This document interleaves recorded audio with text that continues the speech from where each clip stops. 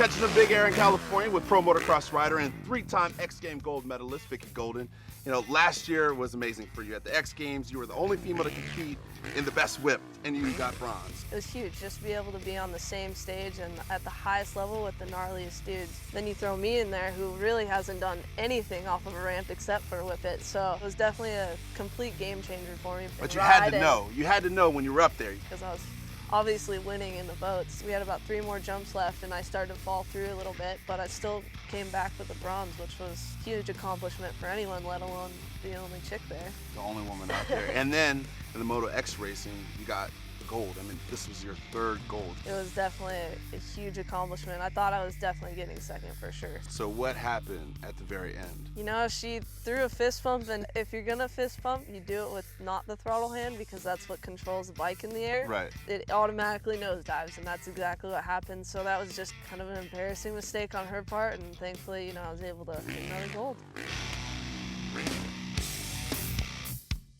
You're the first one to complete Ricky Carmichael's Road to Supercross. That feat in and of itself is amazing. It definitely has been. It's been a thing I've been trying to do for quite a few years, and arena cross is the only way to gain your AMA Supercross license to be able to race in Supercross. So what was different about this year? What really kind of took you over the edge and allowed you to win and get in?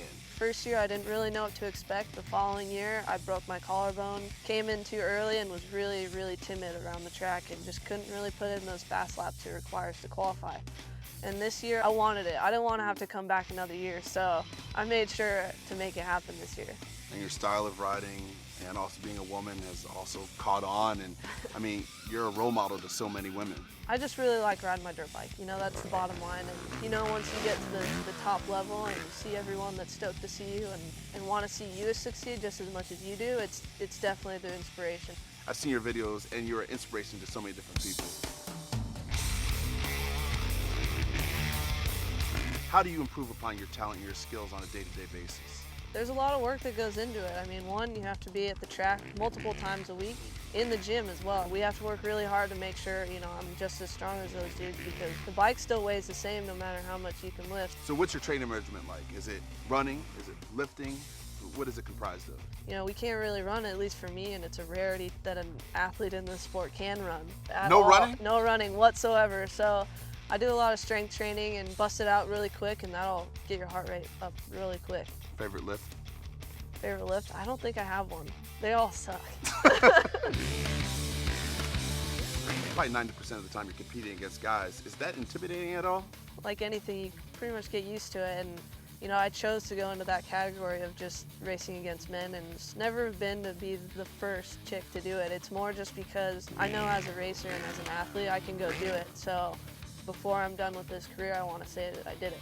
That race when you looked around and you saw only guys and you were the only woman out there, what was that like?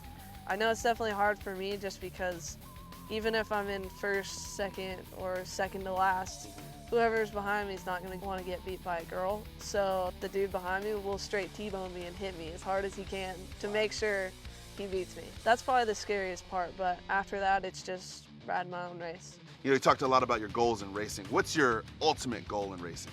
Compete and qualify for a night show in AMA Supercross. I've wanted that for many years, and it took a while to even qualify to be able to race it. And in 2015, I want to make that last dream come true.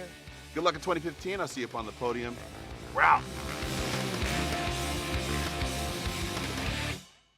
If you're a fight fan, you have to love this. Now combat sports have a new home. A true warrior right there.